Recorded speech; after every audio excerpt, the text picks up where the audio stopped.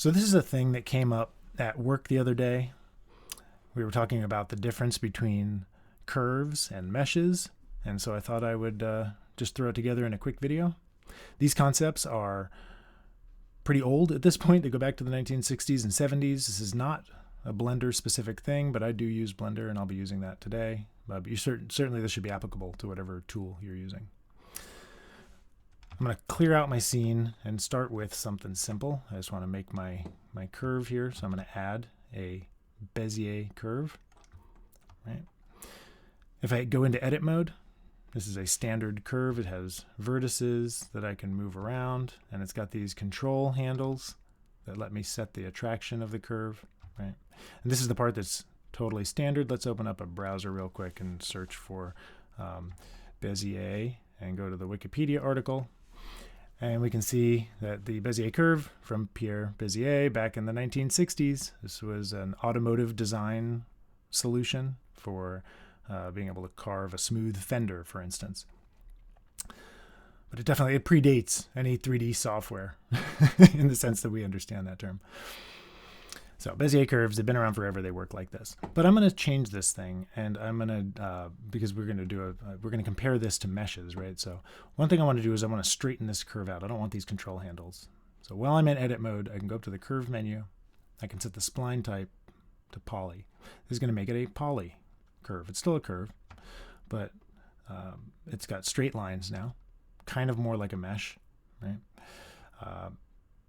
That's great. Now,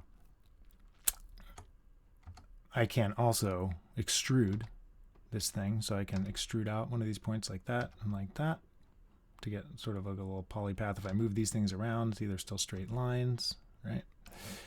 Let me get out of here. So back to object mode here. I want to rename this thing because I want to make a duplicate and call it, and I'm going to make it into a mesh. So we've got two things to compare. So first, I'm going to rename my curve here. I'm going to go over to the outliner where it says Bezier curve. I'm going to call this curve. And I also want to twirl this open. So I want to show you that inside, this is one of the things that's nice about Blender. It's good at showing you the data.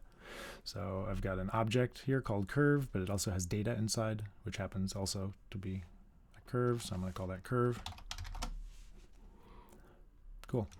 Now I'm going to duplicate this thing, and I'm going to move it up to a new position, like that maybe. And this duplicate here, curve 001, I'm going to rename this mesh. I'm going to again twirl it open, because the data inside can also be, you don't need to rename both of them like this, but for a video like this, I'm going to just do it to create clarity there. I've got a curve, and I've got a thing called mesh, which is also a curve. I'm going to convert this curve, sorry, into a mesh. I'm going to launch Blender's little universal menu. I push F3 to get this cool menu where I don't have to know where anything is. I can just search, like convert. There it is. Convert to mesh. Changes the icon. Now it's a mesh. Let's talk about why these things, I can go in here and I can still move these things around. They look a little different, right? Like the representation of them is a little different. This is like a thin black line, and the curve is like an orange line. But what I really want to demonstrate is this. This is the problem or kind of fundamental difference that we want to talk about today. So I'm going to select one of these vertices on my curve. I'm on my curve here. I'm going to extrude this out, this point, like that, to create a nice little branch like you would have in a mesh. And then I'm going to go to move I'm going to move this vertex here. So I'm going to grab, and oh no, oh God, we got the Big Dipper. Why did this happen? Right, this happened because when you try to extrude a point on a curve has a beginning and it has an end, and it cannot branch. And these things are actually connected. You can turn it into a cyclic path and it will wrap back on itself. Curves expect that they have a beginning and an end. And if you want pieces, you have to create different curved segments, but they cannot branch. That's not a property of curves. They don't do that.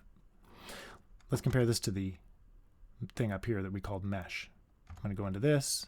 I'm going to try to extrude this point here to create my little branch. Now I'm going to go and grab this vertex, and you see it's connected. So meshes allow branching. Curves do not. Meshes don't have a beginning and an end. It's a mesh. They're all connected together in some crazy way. In fact, you can just have vertices without edges, right?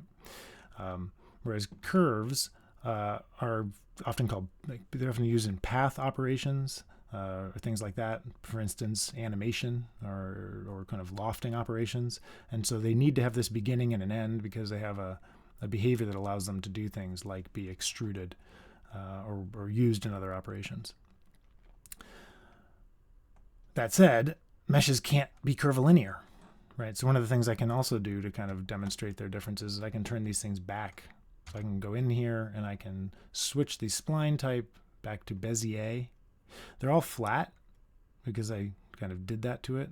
You know, I can recurve these things. I can also rebalance all of these handles because Bezier curves allow things like this. I can automatic. I can set the handle type to automatic, and they'll kind of automatically try to pick an ideal curve based on how they've been left there. But a mesh, when we go in here, it doesn't have this property. You can't set the path type to curve. Meshes don't support curves. They only support straight lines, which is why if we're looking at a curve and we want it to look the same, we call it poly, as in it's making a polyhedron or a polygon with straight edges.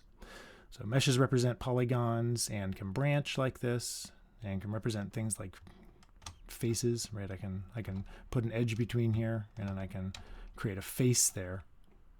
And now I've got a three-dimensional face, which I cannot do with a curve. So there you go.